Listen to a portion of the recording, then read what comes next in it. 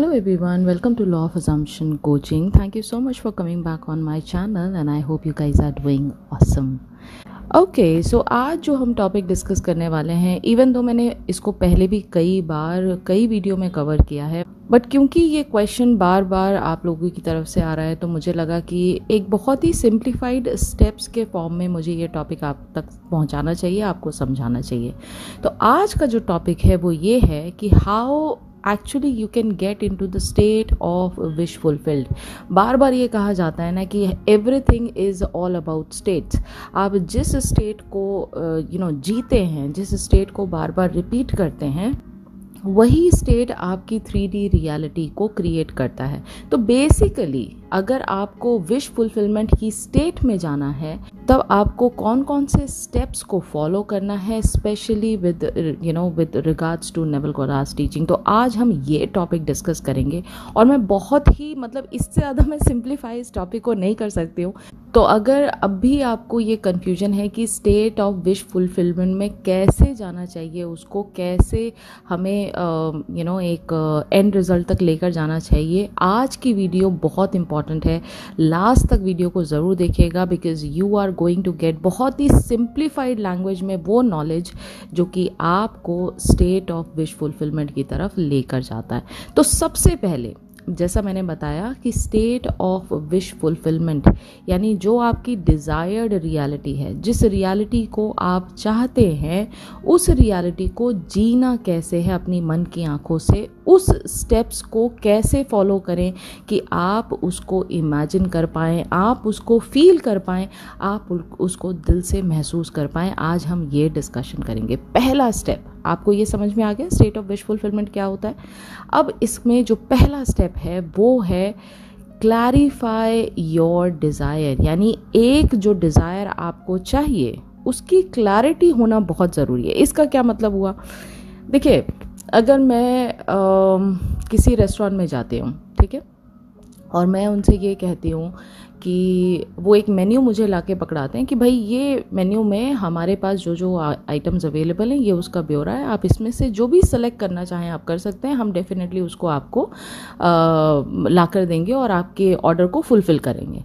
अब मैं उस मेन्यू को पढ़े बिना मैं अपने मन से, सपोज करिए मुझे ये अंदाज़ा है कि मुझे कुछ खाना है, लेकिन उस कुछ के तहत मेरे मन में क्या चल रहा है ये मुझे खुद ही नहीं पता है। तो मैं कभी उनको बोलती हूँ कि व्हाट, आप वो चावल जैसा जो रंग बिरंगा होता है, थोड़ा स्पाइसी होता है, थोड़ा मीठा होता है, उसमें बहुत सारी वेजीज होती हैं, आप वैसा कुछ लेकर आइए। तो वो समझेगा शायद मैं बिरयानी की बात कर रही हूँ, लेकिन मैं थोड़ी देर बाद कहूँ लेकिन चावल की जगह अगर आप मेरे लिए कुछ चाइनीज़ आइटम जैसा भी कुछ हो जाए तो भी बढ़िया रहेगा। जो सामने वेटर होगा ना वो कंफ्यूज हो जाएगा। आई यू गेटिंग माई पॉइंट? वो इतना बड़ा कंफ्यूजन स्टेट में आ जाएगा कि आप कहना क्या चाहते हो, आप सीधा सीधा कहो, आप साफ साफ कहो कि आपको क्या चाहिए। आपको चाइनीज़ मेन्यू में कुछ चाहिए तो आप मुझे बताओ कि येस आई नीड नूडल्स। अगर आपको इंडियन फ्लेवर में कुछ चाहिए तो आप इंडियन कुजीन में मुझे बोल सकते हो कि मुझे बिरयानी चाहिए। अगर ये दोनों के अलावा आपको माइंड में कुछ और है तो प्लीज़ उसका नाम मुझे कोट करें मेन्यू में देखकर, और मैं वो चीज़ आपके सामने उपस्थित करूँगा, मैं लेकर आऊँगा। वेटर का कहना ये है, यानी जो सबकॉन्शियस माइंड है उसके अंदर जो प्लांट करना है आपको सीड, वो इतनी क्लैरिटी के साथ प्लांट करना है कि वो सीड के प्लांटेशन के दौरान आपको 100% ये कॉन्फिडेंस हो कि मुझे यही चाहिए, मुझे इसके अलावा कोई कंफ्यूजन नहीं चाहिए लाइफ में। तो अगर बात आप करते हैं एसपी की, तो एसपी से रिलेटेड आपको क्या चाहिए? एसपी आपके माइंड में है, लेकिन उस एसपी से रिलेटेड आपको क्या चाहिए? आप उसके साथ लाइफ बिताना चाहते हैं तो इसका मतलब आप उसके साथ मैरिज करना चाहते हैं। आप उसके साथ रिलेशनशिप में आना चाहते हैं तो इसका मतलब आप एक लविंग रोमांटिक रिलेशनशिप उसके साथ चाहते हैं। आप उसके साथ कॉन्टैक्ट में आना चाहते हैं तो that means you want to initiate the communication. ये सब बातें क्लैरिटी को दर्शाती हैं, यानी जब आपकी लाइफ में क्लैरिटी होगी आप उस चीज़ को कमांड के फॉर्म में सबकॉन्शियस माइंड को देंगे और वो सबकॉन्शियस माइंड उस सीड ऑफ प्लांटेशन जो आपका डिज़ायर का सीड है उसको प्लांटेशन के वक्त इस बात को मानेगा कि yes this is what you want, और उस पर वो काम करने लग जाएगा। बहुत सारे लोगों के अंदर ये सबसे बड़ा प्रॉब्लम होता है कि उन्हें खिचड़ी पकी हुई चाहिए, उनको पता ही नहीं है कि हमें एक्चुअल में क्या चाहिए। तो इसका सबसे आसान तरीका ये है कि आप सभी लोग जो इस वीडियो को सुन रहे हैं, थोड़ा टाइम बिल्कुल डिटैच होके 3D से थोड़ा टाइम अपने साथ बैठिए, आंखें बंद करके उस स्टेट को समझने की कोशिश करिए जिस स्टेट में आपको सबसे ज़्यादा दुनिया की खुशी महसूस होती है। अब वो स्टेट किसी भी डिज़ायर को लेकर हो सकती है, हो सकता है वो पैसों को लेकर डिज़ायर हो सकता है वो SP को लेकर डिज़ायर हो सकता है वो किसी एग्ज़ाम को क्लियर करने की डिज़ायर हो सकता है नेम फेम की डिज़ायर हो। लेकिन उस चीज़ को समझना, उसको आइडेंटिफाई करने का काम आपका है। उसका काम बाहर किसी पड़ोसी का नहीं है, वो काम आपका है कि आप उस बात को क्लैरिटी के साथ पकड़ के बैठ जाएं कि हाँ भाई मुझे ये चाहिए। ठीक है, ये हुआ पहला स्टेप। अब आता है अगला स्टेप। अगला स्टेप है रिलैक्स हो जाने का, यानी द मोमेंट आपको पता लग गया कि आपको क्या चाहिए। जैसे हम रेस्टोरेंट में होते हैं ना, तो रेस्टोरेंट में हम पहले मेन्यू पढ़ते हैं और मेन्यू को अच्छे से पढ़ते हैं। अच्छे से पढ़ने पे हम ये डिसाइड कर पाते हैं कि हमें डिज़र्ट में क्या चाहिए, हमें मेन कोर्स में क्या चाहिए, हमें ड्रिंक्स में क्या चाहिए, या फिर हमें एपिटाइजर्स में क्या चाहिए। जब आपने इस चीज़ को पता कर लिया कि नहीं बाकी सब चीज़ें नहीं, मेरा मन आज ये खाने का है, तब आप रिलैक्स हो जाते हैं। अब आपको टेंशन नहीं है किसी बात की, अब आपको पता है आपको चाहिए क्या। सो इन द सेम सिनेरियो, जब आपको ये डिज़ायर की डेफिनेशन पता लग जाती है कि this is what you want, अब आपको क्या करना है, एक नाइस क्वाइट कंफर्टेबल स्पॉट को घर में ढूंढिए जहाँ पर आप बिल्कुल 100% कंफर्टेबल हैं। वो बहुत ही क्वाइट जगह है जहाँ पर आप रिलैक्स हो सकते हैं और बहुत ही ज़्यादा 3D से डिटैच हो सकते हैं। यहाँ आपको कोई डिस्टर्ब नहीं कर रहा है। ठीक है, अब आप रिलैक्स होके फोकस कर सकते हैं बिना किसी डिस्ट्रैक्शन के। अपना फ़ोन साइलेंट पर कर दीजिए, अपना जो दरवाज़ा है उसको बंद करके थोड़ी देर बैठिए और कुछ देर के लिए अपने साथ उस कंफर्टेबल पोजीशन में बैठकर फोकस करिए अपने ब्रेथ पर और अपने थॉट्स को सेंटर करिए। जब आप लॉन्ग डीप ब्रेथ्स लेते हैं तो ब्रेन की फ्रीक्वेंसी शांत होती है और इस शांति से जब आप किसी क्लैरिटी के साथ डिज़ायर को बताते हैं सबकॉन्शियस माइंड को, तो सबकॉन्शियस माइंड आपकी बात सुनता है। अब आप केओटिक मोड में नहीं हैं, अब आप चिल्लम चिल्ला नहीं कर रहे हैं, अब आप शांति से बैठ के उस एक थॉट को जो आपका डिज़ायर्ड थॉट है उस पर चिंतन कर रहे हैं। ठीक है, तो लंबी सांसें लीजिए। मैं आपको एक बहुत सिंपल सा सजेशन देती हूँ, हो सकता है आज की वीडियो थोड़ी लंबी हो, लेकिन आज की वीडियो से आपको बहुत सारी क्लैरिटी मिलेगी। तो प्लीज़ वीडियो को एक एक स्टेप ज़रूर सुनिएगा और इसमें बहुत छोटी छोटी बातें जो हैं वो छुपी हुई हैं। तो आप जो ये बात के लिए क्रेव करते हैं कि कैसे होना चाहिए, एक एक स्टेप को ध्यान से सुनिए, अपनी नॉलेज बढ़ाइए और उसको इम्प्लीमेंट करिए। तो जब आपको यहाँ शांति से बैठ के आपको एक स्वीट स्पॉट मिल गया जहाँ पर आप क्वाइटली बैठ सकते हैं, अब आप आंखें बंद करिए, लोटस पोजीशन में बैठिए कोशिश करके। बैक को रखिए 90 डिग्री एंगल स्ट्रेट। ध्यान से सुनिए, 90 डिग्री एंगल स्ट्रेट रख के दोनों हाथों को स्ट्रेट पोजीशन में, जैसे लोटस पोजीशन में बैठते हैं, जब हम मेडिटेशन करते हैं तो हम लोटस पोजीशन में बैठते हैं ना, बिल्कुल सेम पोजीशन में आप बैठिए और 90 डिग्री एंगल स्ट्रेट बैक के साथ आंखें बंद करिए। अब जिस फ्रीक्वेंसी से, जितनी रफ्तार से अभी तक आप सांस ले रहे थे, उसको बिल्कुल स्लो डाउन करके 50% पर ले आइए। यानी अगर एक ब्रीदिंग साइकिल आपका 3 सेकंड में कंप्लीट होता है या 4 सेकंड में कंप्लीट होता है, 2 सेकंड आपने ब्रीद इन किया, 2 सेकंड आपने ब्रीद आउट किया, ठीक है, इसको बिल्कुल 4 सेकंड की जगह 8 सेकंड कर दीजिए। यानी अब आपका ब्रीदिंग साइकिल जो है वो 4 सेकंड लंबा ब्रीद इन कर रहे हैं आप और 4 सेकंड लंबा ब्रीद आउट कर रहे हैं। ठीक है, तो आपने ब्रीदिंग को स्लो डाउन कर दिया। अब आंखें बंद करके जो आपके आईब्रोज के बीच का, यानी नोज के ऊपर और आईब्रोज के बीच का जो पॉइंट होता है, उसको आंख बंद करके उस पर फोकस करिए।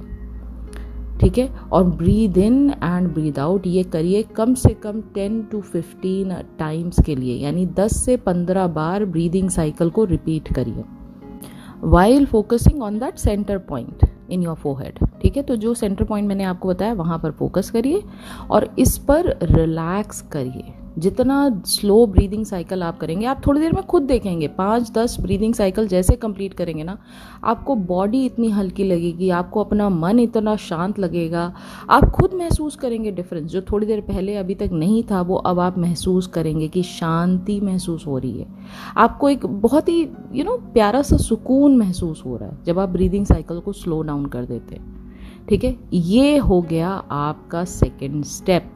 Okay, now moving on to the third step. अब थर्ड स्टेप में क्या करना है, ये सबसे फेवरेट स्टेप है मेरा, जिसका नाम है एंड रिजल्ट को इमेजिन करना। तो लेट्स से आज आपने डिसाइड किया कि आपको 2 लाख रुपए महीने की जॉब चाहिए। ठीक है, आपने ये डिसाइड कर लिया कि this is what you want. अब करना क्या है, आंखें बंद करिए। एंड रिजल्ट क्या होगा, आपको चाहिए 2 लाख रुपए महीने की जॉब। एंड रिजल्ट क्या है, जॉब लग गई है और आपके अकाउंट में 2 लाख रुपीस की सैलरी आई है। ये हुआ आपका एंड रिजल्ट। कैसे और कब ये नहीं सोचना है। एंड रिजल्ट सोचने का मतलब ये है टेंशन फ्री होके, टेंशन मुक्त होके उस चीज़ की चाहत जो आप चाहते हो अपनी लाइफ में पाना, उसको एक बार पा के देखे तो सही आंखें बंद करके कि लगता कैसे है।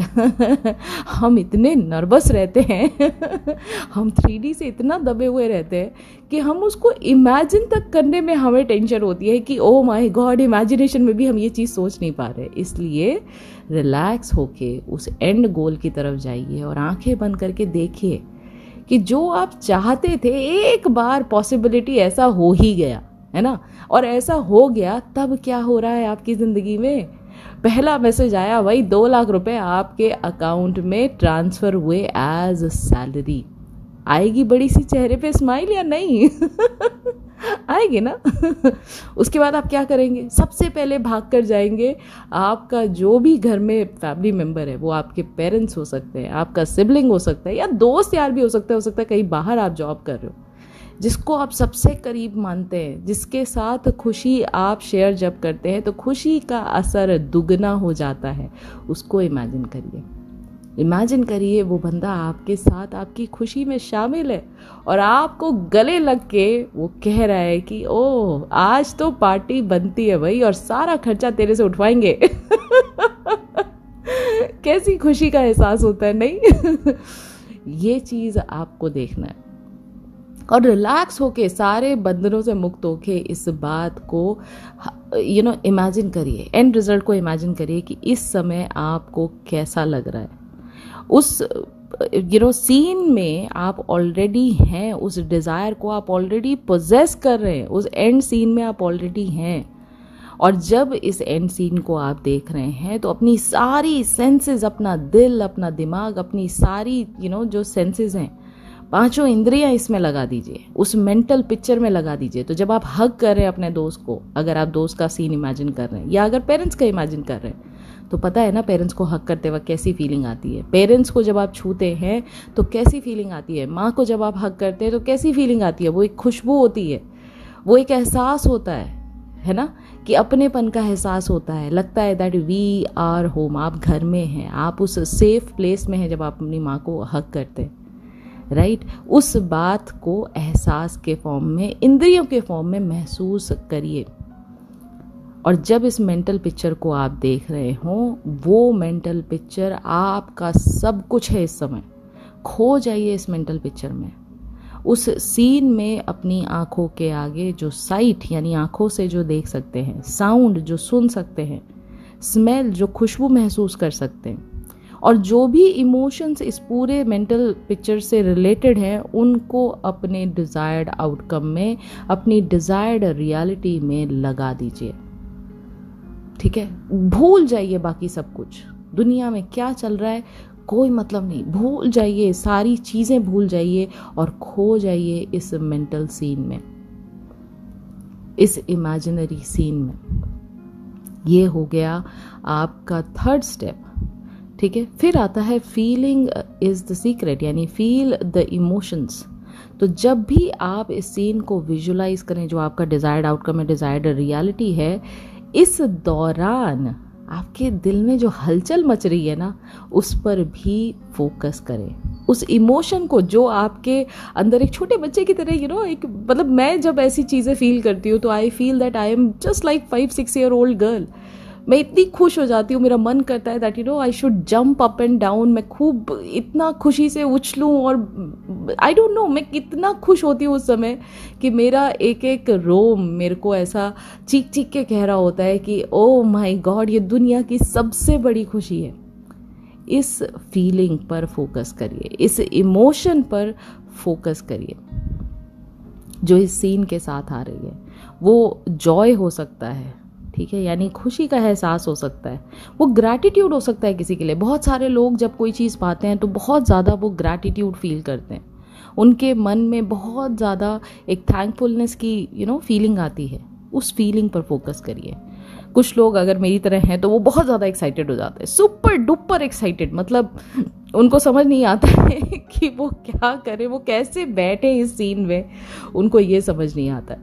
ठीक है, तो उस एक्साइटमेंट में आप खो जाइए, उस पर ध्यान दीजिए। या फिर एक फीलिंग ऑफ हैप्पीनेस, जो एक कंटेंटमेंट, एक सेटिस्फैक्शन की फीलिंग आती है ना कि ओह, मैं कितने दिनों से इस चीज़ को क्रेव कर रहा था या कर रही थी, फाइनली ये चाहत आज मेरी पूरी हुई है। इसके लिए अपने आप को वो परमिशन दीजिए ना, एक बार अलाउ करिए अपने आप को कि आप फुल्ली इस एक्सपीरियंस में खो जाएं, इन इमोशंस को फील कर पाएं। और जब इस इमोशन को आप फील कर पाएंगे तब आपको एहसास होगा कि आपकी डिज़ायर जब फुलफिल होती है तो दिल में कैसा एहसास उठता है। दिल खुशी से नाच उठता है, झूम उठता है उस खुशी में। हम उस एहसास को फील करेंगे इस दौरान। ओके, नाउ जब आपने इस चीज़ को फील कर लिया, अब आप चाहें तो एक आध बार इस चीज़ को ग्रैटिट्यूड के फॉर्म में अफर्म भी कर सकते हैं। ठीक है, मैं सिंप्लीफाई कर रही हूँ प्रोसेस, तो मैं आपको एफर्मेशन का सहारा बोलूँगी कि जब ये चीज़ को आप देख रहे हैं, तो जब आपको ये चीज़ मिल गई है लाइफ में, वो पैसा है, एसपी है, मैरिज है, कमिटमेंट है, पेरेंट्स की हेल्थ है, या दुनिया की कोई भी चीज़ है जो आपको चाहिए थी, वो आज मिल गई है, क्या आप थैंकफुल नहीं होंगे? होंगे ना। तो मन में इस चीज़ को अफर्म करिए कि yes, I am grateful for the abundance in my life, I am living my dream job, I am so thankful for that. इस बात को मन ही मन दोहराइए, क्योंकि जब आप मन में कोई चीज़ दोहराते हैं तो आप उस चीज़ को कंफर्म करते हैं जो आप देख रहे होते हैं। राइट, इस स्टेटमेंट को मन ही मन खुशी के साथ दोहराइए, अफर्म करिए। ये हुआ स्टेप नंबर 5। स्टेप नंबर 6 आता है परसिस्टिंग इन द फीलिंग, यानी उस चीज़ को, उस फीलिंग को अब आपको परसिस्ट करना है, इसमें परसिस्टेंस लेकर आना है। तो इसको क्या करना है, इस फीलिंग को मेंटेन करिए। जो विश फुलफिलमेंट की फीलिंग आपको आई है ना, इसको मेंटेन करिए जितना लंबा हो सके उतनी देर। कोई रिस्ट्रिक्शन नहीं है, वो हो सकता है 10 मिनट के लिए हो सकता है 3 मिनट के लिए, हो सकता है पूरे दिन के लिए हो, लेकिन जितना ज़्यादा आप इसमें ड्वेल करेंगे उतना ज़्यादा आपको सेंस ऑफ सेटिस्फैक्शन महसूस होगा। ठीक है, इसको रिपीट करिए, जितना ज़्यादा आप रिपीट करेंगे उतना ज़्यादा इसको फीलिंग ऑफ नेचुरलनेस वाली जो एहसास होता है वो आपके अंदर आएगा, क्योंकि अब आपके लिए एक नया एक्सपीरियंस नहीं है, ये बड़ा used to kind of experience है। राइट, अच्छा, अब इसमें एक और बात आती है कि अगर डाउट्स या नेगेटिव थॉट अगर माइंड में आते हैं, जो कि जनरल होता है, बहुत कॉमन होता है, बार बार लोग घबरा जाते हैं कि अरे भाई हम तो ये सोच रहे थे और अचानक से ना हमारे अंदर नेगेटिव थॉट जो है 3D को लेकर वो आने लग गए। जब भी ऐसा हो तो आप किस चीज़, आप नेगेटिव बातों के लिए अवेयर हो रहे हैं ना, अपना अवेयरनेस वापस ब्रीदिंग साइकिल पर लेकर आइए। जैसा मैंने स्टेप बाय स्टेप आपको स्टार्टिंग से बताया ना, बिल्कुल वैसे आप लेकर आइए। आप उस फोकस को वापस से पॉजिटिव फीलिंग की तरफ लेकर आइए। पहले ब्रीदिंग साइकिल पर लेकर आइए, फिर जैसे हमने स्टेप्स को फॉलो किया था, इमेजिन किया था वो सीन, एंड रिजल्ट, लोगों की बातें, कोई आपको कितना खुशी से क्या कह रहा है, वो सब बातें वापस से उसको रिपीट कराइए और मन को ट्रेन करिए। इसको बोलते हैं ट्रेनिंग योर माइंड। ओके, होता नहीं है, मैं मानती हूँ, जब बहुत ज़्यादा हम नेगेटिव चीज़ों के बारे में सोच रहे होते हैं, लेकिन इसको चेंज करने की पावर भी तो आपके पास है। ये चीज़ आपको समझना चाहिए, ठीक है। तो ये आपका ट्रेनिंग है माइंड का, जो बार बार नेगेटिव थॉट्स को ज़्यादा प्रेफरेंस दे रहा है ओवर पॉजिटिव। इसको आपको चेंज करना है। तो जैसा मैंने बताया, इन स्टेप्स को आपको लगातार फॉलो करना है, ठीक है। अगला जो स्टेप है वो है लिविंग इन द एंड या living from the end. Now what does this mean? Living from the end का मतलब क्या है? एंड सीन आपने क्या सोचा? आपने सोचा आपकी सैलरी अकाउंट में आ गई है, यानी जो आपने चाहा था वो हो गया है, एसपी आपके साथ ऑलरेडी मौजूद है, आपने एग्ज़ाम जो है वो क्लियर कर लिया है, आपके पेरेंट्स जो हैं वो आप पर बहुत फ़ख्र महसूस कर रहे हैं। इन सारी बातों को जो आपने एंड सीन में देखा है, उसको ध्यान में रखते हुए, उसको कंसिडर करते हुए, अब आने वाले दिनों के जो भी डिसीजंस हैं लाइफ के, वो आप इस पॉइंट ऑफ व्यू से लेंगे कि ऑलरेडी आपकी जो डिज़ायर है वो हो चुकी है ना। एक ये कन्फ्यूजन हमेशा रहता है कि लेकिन हमारे पास तो अभी बैंक में पैसा आया नहीं है, मैं तो चाहता हूँ कि भाई जैसे मेरे बैंक में पैसा आए उसके बाद मैं खर्चा करूँ। बिल्कुल ठीक बात है, आपके बैंक में अभी पैसा नहीं आया, आई अंडरस्टैंड, लेकिन फीलिंग ऑफ सेटिस्फैक्शन पे तो कोई रोक नहीं है ना। यानी जब आपके बैंक में पैसा आ जाता है तो सबसे पहली जो फीलिंग आती है वो फीलिंग ऑफ सेटिस्फैक्शन की आती है। क्या वो फीलिंग आप पहले से एडवांस में अपने लिए नहीं बुक करा सकते? क्या आप उस फीलिंग को पहले से महसूस नहीं कर सकते? तो जब आप एडवांस में फीलिंग ऑफ सेटिस्फैक्शन महसूस कर रहे हैं तो लैक फीलिंग जो अभी तक आपको ऑक्यूपाई करके बैठी थी, अब वो आपकी लाइफ में कोई जगह नहीं रखती है। ये पॉइंट बहुत ज़्यादा लोग मिस कर देते हैं कि मुझे सिर्फ सेटिस्फैक्शन अगर मिल जाता है कि नहीं, मुझे टेंशन लेने की ज़रूरत नहीं है, मेरा एंड सीन मैंने देखा है ना, if I can imagine it, if I can see it in my minds I, formula is simple, if I can see it in my mind's eye, I can create it in my 3D। यानी अगर मैं कोई चीज़ imagine कर सकता हूँ, मैं उसको 3D में महसूस भी कर सकता हूँ। ये सिंपल फॉर्मूला है। तो इमेजिन किया था ना आपने, अगर कर लिया है तो सेंस ऑफ सेटिस्फैक्शन अपने आप लेकर आइए आप, वो खुद ब खुद जनरेट होती है, खुद ब खुद इवोक होती है, बस आपको उस पर ही स्थिर रहना है। ये एज अ क्रिएटर का काम आपका है। तो आपके अकाउंट में भले अभी पैसा नहीं आया है, लेकिन फीलिंग ऑफ सेटिस्फैक्शन जब आ गई आपके पास, तो आप इस फीलिंग ऑफ सेटिस्फैक्शन से बार बार जो चीज़ें आपको कुलबुलाती रहती थी ना कि अरे मेरे पास गाड़ी नहीं है, अरे मैं ये चीज़ खरीद नहीं सकता, अरे मैं इनके लिए कुछ कर नहीं सकता क्योंकि मेरे पास पैसा नहीं है, ये बातें आपके मन में नहीं आएंगी। अब आप फीलिंग ऑफ सेटिस्फैक्शन से उस बंदे की तरफ देखेंगे कि कोई बात नहीं भाई, चिंता मत कर, तू छोटा भाई है, तेरे लिए बहुत कुछ सोचा है, और बस अब मैं इंतज़ार कर रहा हूँ उस दिन का कि जिस दिन मेरे पास फिजिकली ये चीज़ आएगी, जो कि आएगी ही आएगी, उस दिन मैं ये सारी चीज़ें तेरे लिए करूँगा। तो आप लैक से चीज़ों को नहीं देख रहे हैं, आप एक सेंस ऑफ सेटिस्फैक्शन के साथ उस बात की तरफ, उस परसेप्शन की तरफ आप देख रहे हैं, ठीक है। ये काम करना बहुत ज़रूरी है। और जो भी आपके मन में इससे रिलेटेड डाउट्स हैं, अच्छा एक चीज़ मैं आपको और समझाऊँ, एक बहुत अच्छी चीज़ है जो मैं आपको समझाती हूँ। जब भी आपके मन में डाउट आए, ठीक है, या किसी भी तरह का फियर आए, कोई भी चीज़ जो आपको नेगेटिव रोकती है उस तरफ जाने के लिए, उस तरफ पहुँचने के लिए भी अगर वो रोकती है, तो आप एक चीज़ दिमाग में दोहराइए, आप मन में इस बात को दोहराइए कि डाउट क्या है, व्हाट इफ सिचुएशन है। व्हाट इफ सिचुएशन का मतलब ये हुआ 50% हम उस बात पे बिलीव कर रहे हैं कि हो सकता है, 50% हम उस बात पे बिलीव नहीं कर रहे हैं कि शायद नहीं हो पाएगा, ठीक है।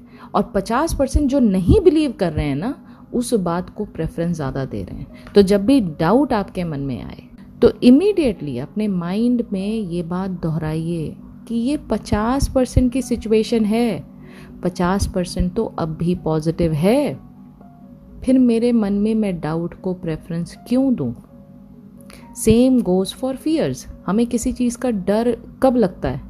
हमें डर तब लगता है जब हम उस फाइनल रिजल्ट के जो नेगेटिव पैटर्न है हम उसको एक्सेप्ट कर लेते हैं। यानी रिजल्ट एग्ज़ाम जो है हम उसमें फेल हो जाएंगे, हमने पहले एक्सेप्ट कर लिया।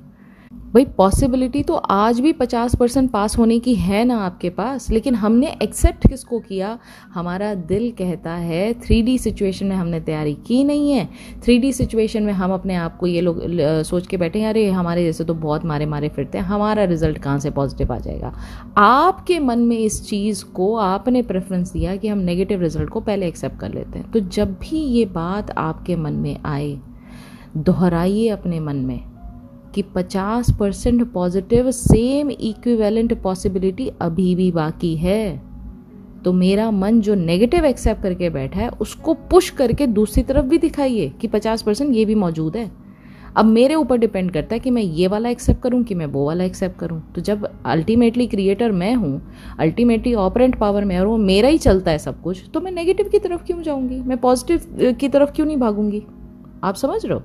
तो ये चीज़ आपको अपने मन में दोहराना है। इस चीज़ को मतलब बहुत ही शिद्दत के साथ आपको इस चीज़ पर फोकस करना है कि नहीं, मेरा दिमाग नेगेटिव की तरफ जो भाग रहा है वो सिर्फ और सिर्फ 3D की वजह से भाग रहा है। मैं अभी भी 3D में जी रहा हूँ या जी रही हूँ, इसलिए मैं जो है वो इतना नेगेटिव सोच रही हूँ। अगर मैं मैनिफेस्टेशन पॉइंट ऑफ व्यू से सोचूं तो सिंपल जो फॉर्मूला है, अगर मैं देख सकती हूँ अपनी माइंड्स आई में, तो मैं 3D में भी महसूस कर सकती हूँ। ये फॉर्मूला अप्लाई होता है और मैंने अभी देखा है इमेजिनेशन में कि ये सारी चीज़ें तो मेरे पास हैं। तो फिर मैं इस चीज़ को नेगेटिवली क्यों काउंटर करूँ? राइट? अच्छा, अब ये हो गया अगला स्टेप। अब इसके आगे बढ़ते हैं। अगला स्टेप जो है 8th स्टेप है, वो है फीलिंग ऑफ ग्रैटिट्यूड।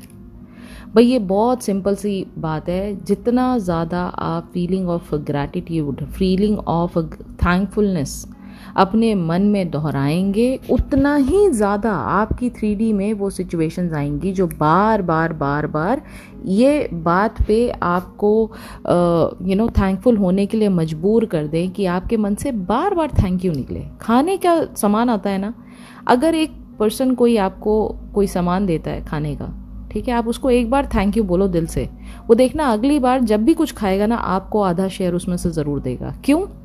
क्योंकि we are connected with the same consciousness, right? और उस कॉन्शियसनेस में आपने फील कराया सामने वाले को कि आपकी वजह से मैं आज कृतज्ञ फील कर रहा हूँ, मैं आज थैंकफुल फील कर रहा हूँ, मैं आज ग्रैटिट्यूड फील कर रहा हूँ। उसको तो इम्पोर्टेंस मिल गई ना।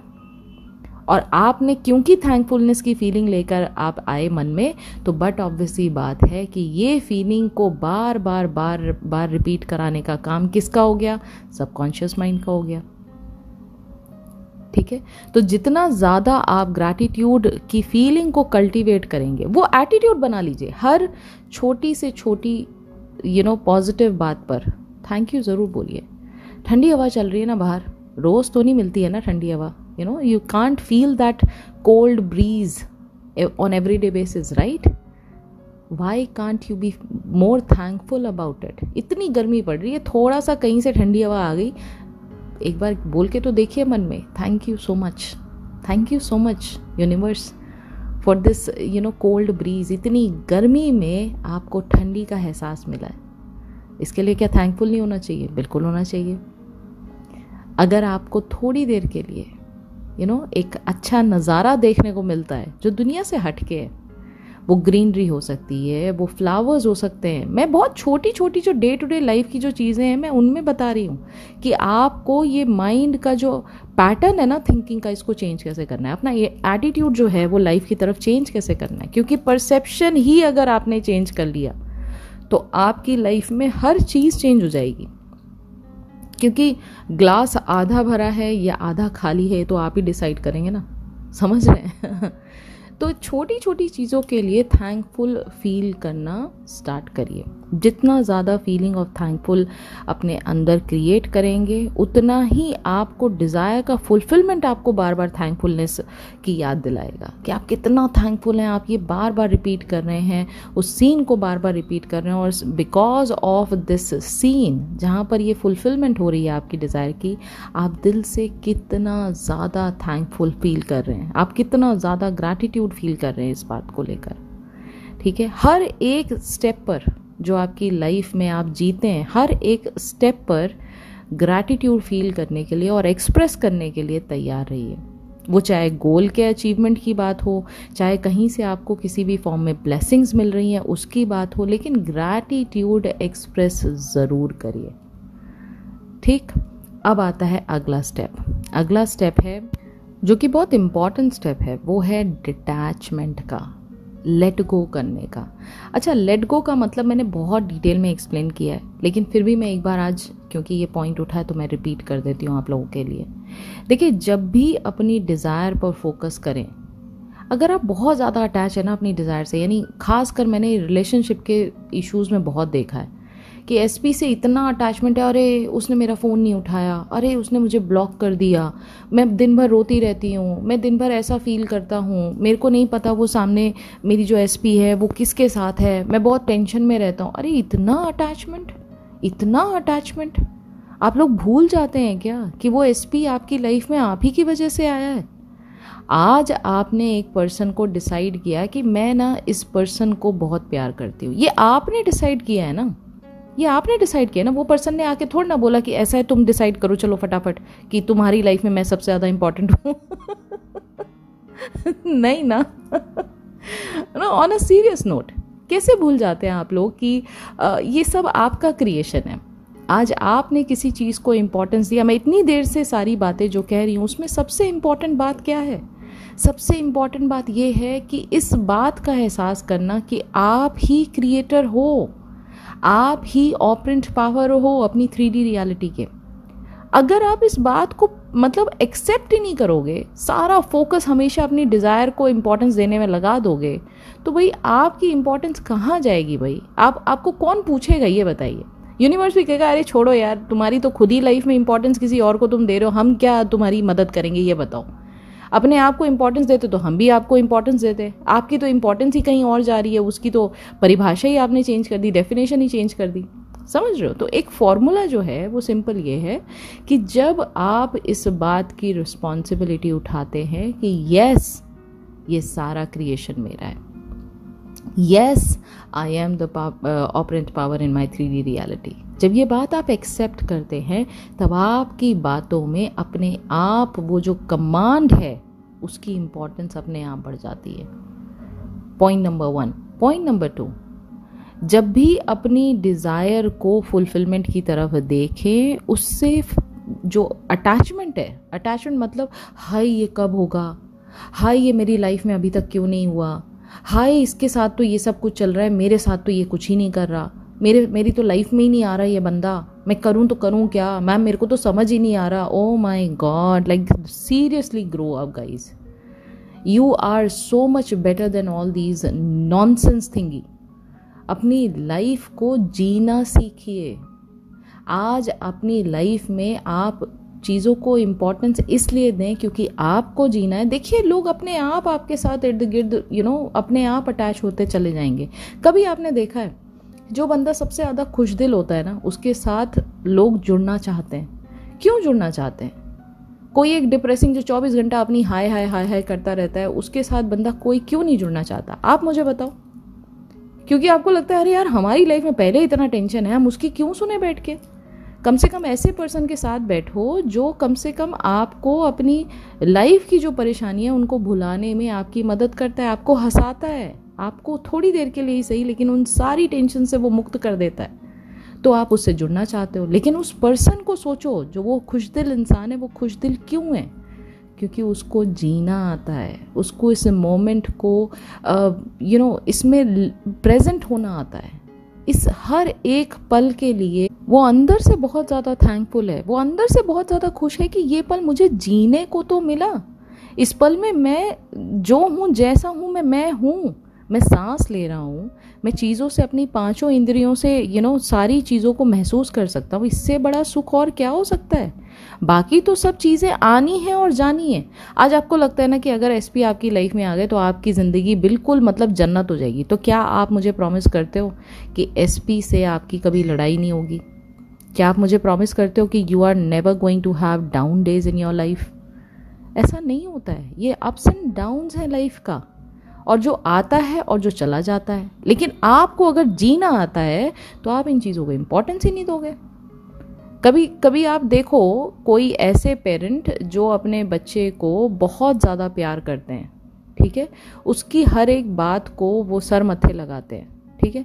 आप कभी उनके पास जाके देखो, अगर कंप्लेन भी करोगे ना तो वो इधर से सुनते हैं उधर से निकाल देते हैं। और बच्चे को पता होता है कि चाहे मतलब मेरे 0 भी मार्क्स आए हैं ना तो भी कोई फ़र्क नहीं पड़ता पेरेंट्स को, क्योंकि पेरेंट्स मुझे बहुत इंपॉर्टेंस देते हैं। It is exactly like that, it is exactly like that. आप अपने आप को अगर इतनी इंपॉर्टेंस दोगे ना तो लाइफ में जो सर्कमस्टांसेस हैं वो सीज़न के हिसाब से होते हैं, वो सीजनड होते हैं। आज अच्छा है तो कल को नेगेटिव हो जाएगा। नेगेटिव जब होगा तो आप एक्सपीरियंस गेन करोगे, आप इवॉल्व होगे, आप ग्रो करोगे उस एक्सपीरियंस से। और आज वो नेगेटिव है तो कल पॉजिटिव हो जाएगा, क्योंकि इस हार्ड वर्क को आपका जो रिजल्ट के फॉर्म में ये जो हार्ड वर्क पे बैक करेगा, ये पॉजिटिव के फॉर्म में पे बैक करेगा। तो हर तरह से आप अगर सोचो, आप अगर देखो तो इवॉल्वमेंट तो मतलब आप ही लोगों का हो रहा है ना। तो हम लोग इस चीज़ को क्यों भूल जाते हैं? इसलिए डिटैचमेंट रखना, ये फीलिंग ऑफ डेस्परेशन जो है ना, आप दुनिया के कमेंट्स उठा के देखो, अभी भी मेरे तो इनका ये हो गया, उनकी शादी तय हो गई, उनका ये हो गया, हमें तो समझ नहीं आ रहा अभी करें क्या, ये जो डेस्परेशन की फीलिंग है ना, इसको दिमाग से निकालिए, इसको दिल से निकालिए। और वो तब निकलेगा जब आप अपनी डिज़ायर को इतनी इम्पोर्टेंस देना बंद करेंगे। उस डिज़ायर को इम्पोर्टेंस देने की बजाय अगर खुद को खुश रखने में इम्पोर्टेंस देना स्टार्ट करेंगे ना, अपने माइंड को शांत रखने में इम्पोर्टेंस देना स्टार्ट करेंगे, आपकी लाइफ में बदलाव खुद ब खुद आपको दिखाई देने लग जाएगा। ये जो नीडीनेस वाली फीलिंग है ना, I am so needy, I need this, I need this, I need this, ऐसे पर्सन को कोई पसंद नहीं करता, यूनिवर्स भी पसंद नहीं करता। समझ रहे हैं आप? ठीक है। तो प्रोसेस जो भी आप प्रोसेस कर रहे हैं, वो सैट्स का प्रोसेस हो सकता है, वो एफर्मेशन का प्रोसेस हो सकता है, जो मैनिफेस्टेशन का प्रोसेस आप यूज़ कर रहे हैं, उस पर भरोसा रखिए, अपने वर्ड्स पर भरोसा रखिए, अपनी पावर ऑफ क्रिएशन में भरोसा रखिए, अपने इमेजिनल प्रोसेस में भरोसा रखिए, ठीक है। और फेथ रखिए कि जो आप देख सकते हैं, जो आप इमेजिनल वर्ल्ड में महसूस कर सकते हैं, वो आप परफेक्ट टाइमिंग के हिसाब से 3D वर्ल्ड में फिजिकल फॉर्म में भी लेकर आ सकते हैं और उसको वहाँ पर एक्सपीरियंस कर सकते हैं। That is the meaning of detachment. Okay, and last one is persisting, यानी repeating the whole process. Keep on repeating the whole process. देखिए, फेथ जो होता है ना, फेथ एक दिन में डेवलप नहीं होता है। किसी चीज़ में अनडाइंग फेथ, जिसे इंग्लिश में कहा जाता है, कि दुनिया इधर की उधर हो जाए, मेरा फेथ वहीं का वहीं सटीक बना हुआ है, वहीं का वहीं बिल्कुल अनवेवरिंग कंडीशन में वो बैठा हुआ है मेरा फेथ, वो एक दिन में डेवलप नहीं होता है। उसको बार बार बार बार बार बार हमें मेंटेन करना पड़ता है। हर वो छोटी सक्सेस जो आपको मैनिफेस्टेशन प्रोसेस में मिली है, उससे आपकी क्रिएशन की जो पावर है उसको हाईलाइट करते हुए आप इस चीज़ को, दिमाग को, लॉजिकल माइंड को समझाइए, अगर मैं ये मैनिफेस्ट कर सकता हूँ ना, तो दुनिया की कोई चीज़ ऐसी नहीं है जो मैं मैनिफेस्ट नहीं कर सकता। ठीक है। और ये कब होगा? इसके लिए हमें चाहिए practice. So manifestation is a process of practice. The more you are going to practice the process of manifestation, the faster you are going to become the master of this whole process. The faster you are going to see the results. Okay?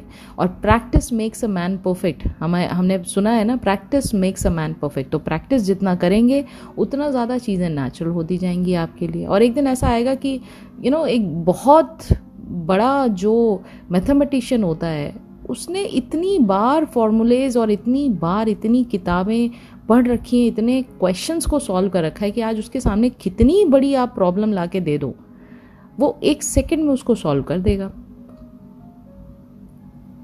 उसका reason ही यही है कि उसने इतनी बार practice किया है और आज उसके लिए ये सब चीज़ें बहुत नेचुरल हो गई हैं। तो प्रैक्टिस करने से आपका कमांड बनेगा पूरे प्रोसेस में, आपका फेथ डेवलप होगा, और जितना ज़्यादा आप इस चीज़ को फेथफुली करेंगे, 2 दिन किया फिर छोड़ दिया, फिर 2 दिन किया, कुछ मन में आया फिर छोड़ दिया, नहीं, फिर तो आप अपने आप के साथ बेईमान हो गए ना।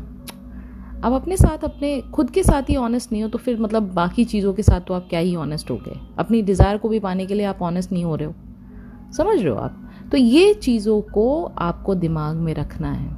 इसके लिए परसिस्टेंस ज़रूरी है, रिपीट करना ज़रूरी है, प्रैक्टिस करना ज़रूरी है, और धीरे धीरे वो फेथ डेवलप होते होते एक दिन इतना बड़ा बन जाता है कि कितनी बड़ी डिज़ायर क्यों ना हो, आप सोचते हो कि आप दुनिया का सबसे अमीर बंदा बनना चाहते हो, बिल्कुल बन सकते हो। अरे भाई, आज भी तो कोई बना ही हुआ है ना, उसने भी तो कभी सोचा ही होगा ना ये चीज़। लेकिन उसने एक चीज़ जो सबसे अलग रखी, वो ये रखी कि वो पर्सन ने इस डिज़ायर को मान के रखा कि एक दिन मैं बनूंगा ज़रूर, इसको छोड़ा नहीं उसने। आज फेथ डेवलप हुआ तो आज हमने इस बात को मान लिया, कल जरा सी कोई बात नेगेटिव हो गई, हमने फेथ छोड़ दिया। उसने ऐसा नहीं किया, वो लगातार लगातार लगातार इस बात को पकड़ के बैठा रहा, एक दिन वो टॉप पे ना मैं रहूँगा, मैं आऊँगा उस टॉप पे और दुनिया मेरा नाम सबसे अमीर इंसानों में गिना करेगी। ये चीज़ वो मानता है, ये चीज़ वो जानता है दिल ही दिल में, और उसी चीज़ को वो प्रैक्टिस करता है। दैट्स वाई वो बंदा जो है वो वहाँ आज बैठा हुआ है। तो ये चीज़ आपके लिए भी उतनी इक्वली पॉसिबल है। हमारे भी तो भगवान ने सेम ही दिमाग, सेम ही सब चीज़ें दे रखी है ना। 80 बिलियन न्यूरॉन्स तो हमारे भी दिमाग में बनते हैं ना। तो फिर अलग अलग चीज़ें क्यों? क्योंकि हमारा परसेप्शन अलग है, लाइफ को देखने का परसेप्शन अलग है। अपने आप के लिए जो इमेज हमने दिमाग में बिठा रखी है, वो इमेज का परसेप्शन हमारे दिमाग में अलग है, और सामने वाला जो सक्सेसफुल है उसके दिमाग में अलग है। बस इतनी सी बात है, ठीक है। तो ये सारे स्टेप्स थे कि आपको स्टेट ऑफ विश फुलफिलमेंट में अगर आना है तो कौन से स्टेप्स ऐसे हैं जिनको आपको फॉलो करना चाहिए। मुझे पूरा यकीन है कि इतनी क्लैरिटी के बाद अब तो आपको 100% पता लग गया होगा कि कैसे आप विश फुलफिलमेंट स्टेट में आ सकते हैं अपनी डिज़ायर को लेके, ठीक है। तो अगर आज की वीडियो आपको पसंद आई तो please do not forget to give the big fat thumbs up, एक बड़ा सा लाइक ज़रूर करिए, और मुझे कॉमेंट में लिखकर ज़रूर बताइए कि आज की लर्निंग से, आज की वीडियो से आपकी जो लर्निंग हुई है उसमें आपने क्या सीखा और सबसे अच्छी बात आपको क्या लगी, ठीक है। ये ज़रूर बताइएगा। VIP मेंबर्स के लिए मैं थोड़ी देर में एक वीडियो शायद लेट नाइट में आज अपलोड करूँगी, और अगर लेट नाइट नहीं हुआ तो मैं कल आप लोगों के लिए वीडियो सुबह मॉर्निंग में आपको ज़रूर मिलेगा। मैं बस वीडियो को थोड़ी देर में प्रोसेस करूँगी, तो आपको ये वीडियो भी, जो नेक्स्ट वीडियो है आपके लिए जो मैंने बनाया, वो ज़रूर मिलेगा। तो यस, आज की वीडियो के बारे में मुझे बताइए, और इस वीडियो को लाइक ज़रूर करिएगा। जितना ज़्यादा नंबर ऑफ़ लाइक्स आते हैं, जितना ज़्यादा आप इस वीडियो को शेयर करते हैं, जितनी बार आप इस वीडियो को देखते हैं, उतना ही इस चैनल को यूट्यूब प्रमोट करता है, उतने ही लोगों तक ये चैनल पहुँचता है। तो आपका सपोर्ट इसमें बहुत ज़रूरी है। और यस, अगर आप न्यू हैं मेरे चैनल पर और आपको लगता है कि इस चैनल में बहुत अच्छी अच्छी बातें सिखाई जाती है, तो यस, कंसिडर सब्सक्राइबिंग। हम नेविल गोडार्ड सर यानी लॉ ऑफ अजम्पशन की टीचिंग के बारे में यहाँ डिस्कशन करते हैं, Q&A करते हैं, छोटी छोटी बातों के डिटेल में जाते हैं, और बुक्स की जो जितनी भी 14 बुक्स उन्होंने लिखी हैं उनकी नॉलेज का जो सार है उसको हम यहाँ पर डिस्कशन करते हैं। तो yes, if you feel like this is one of the channel which is going to give you that knowledge, consider subscribing, and yes, it is going to help me a lot. And yes, before I go, thank you so much for all the subscription. आज हमारी family हो गई है 3000 members की।